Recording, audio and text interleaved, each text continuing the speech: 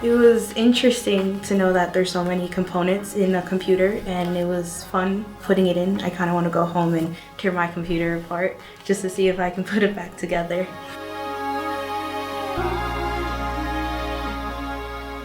Today we had some 7th graders in, and we built a PC with all the components, and we had each student put one of those components in and turned it on and tested it.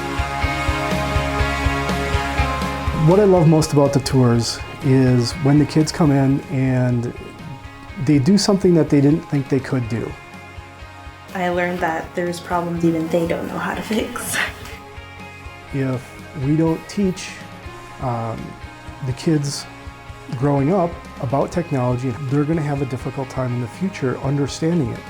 But if we can get them to understand it at a base level and grow with the technology through their education, they'll have a much easier time adapting to it when it's time to go into the job market.